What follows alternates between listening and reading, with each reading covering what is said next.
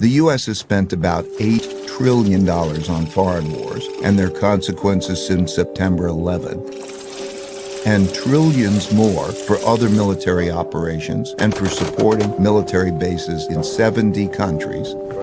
And it still isn't spending enough to support its military competition with China in the area around China.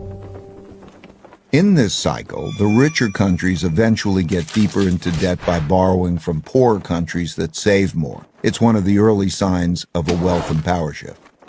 This started in the United States in the 1980s, when it had a per capita income 40 times that of China's, and started borrowing from Chinese who wanted to save in dollars because the dollar was the world's reserve currency. Similarly, the British borrowed a lot of money from its much poorer colonies, and the Dutch did the same at their top. If the empire begins to run out of new lenders, those holding their currency begin to look to sell and get out rather than to buy, save, lend, and get in.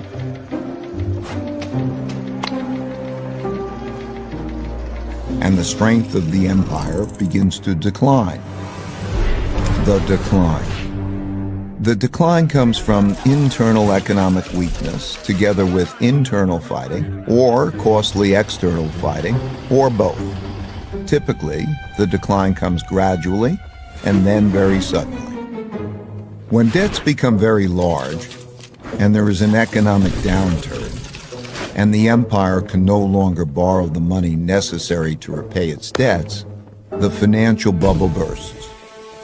This creates great domestic hardships and forces the country to choose between defaulting on its debts or printing a lot of new money. It always chooses to print a lot of new money, at first gradually and eventually massively. That devalues the currency and raises inflation. For the Dutch, this was the financial crisis brought about by financial excesses and paying for the Fourth Anglo-Dutch War. Similarly, for the British, it was paying for its financial excesses and its debts from the two world wars. And for the U.S., it's been 3 cycles of debt finance booms and busts since the 90s, with the central bank stepping in each time with stronger measures.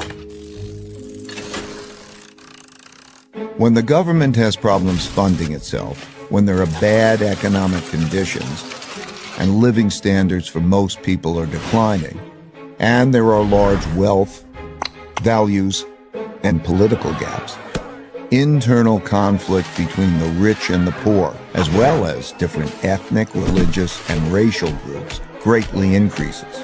This leads to political extremism that shows up as populism of the left or the right.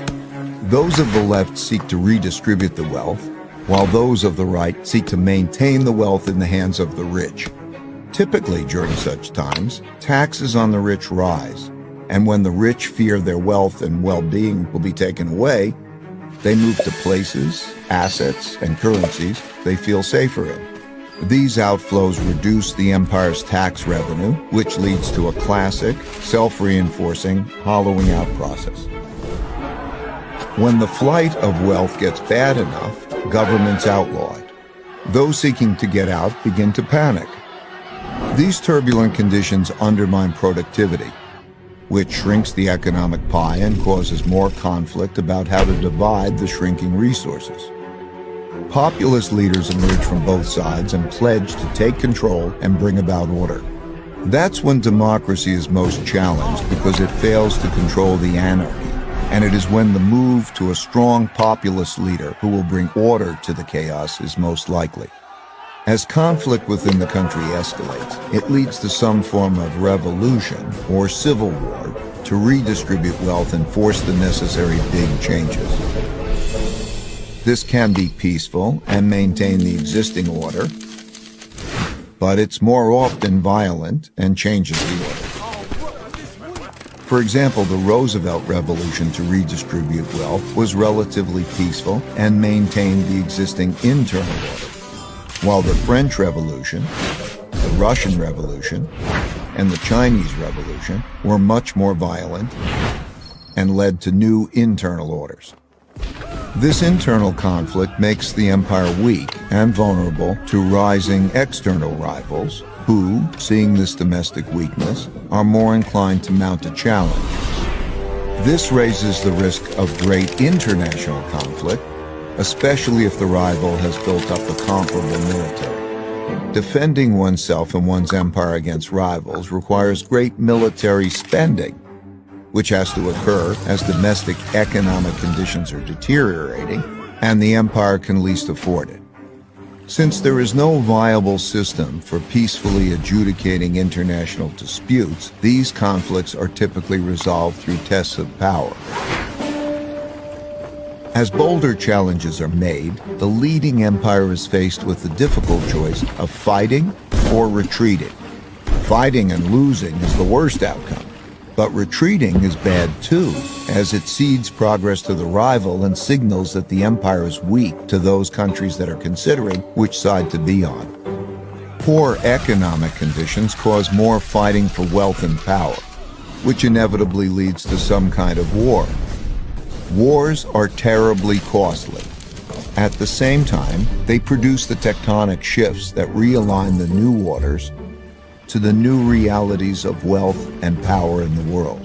When those holding the reserve currency and debt of the declining empire lose faith and sell them, that marks the end of its big cycle.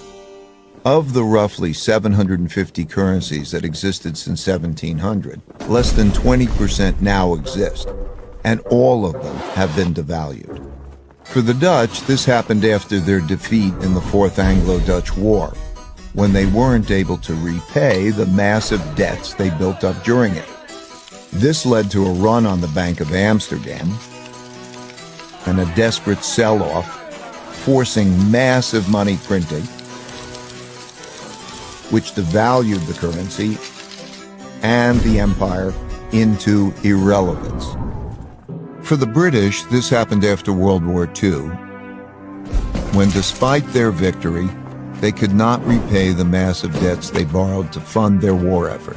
This led to a series of money printing, devaluations, and sell-offs in the British pound, as the US and the dollar emerged dominant and created a new world order. At the time of this recording, the United States hasn't yet reached this point. While it has massive debt, spends more than it earns, and funds this deficit with more borrowing and printing huge amounts of new money, the big sell-off in dollars and dollar debt hasn't yet begun. And while there are great internal and external conflicts occurring for all the classic reasons, they've not yet crossed the line to become wars. Eventually, out of these conflicts, whether they're violent or not, come new winners who get together and restructure the losers' debts and political systems, and establish the new world order. Then, the old cycle and empire ends, and the new one begins, and they do it all over again. It's most often the case that a nation's greatest war is with itself, over whether or not it can make the hard decisions needed to sustain success. As for what we need to do, it comes down to just two things: earn more than we spend and treat each other well.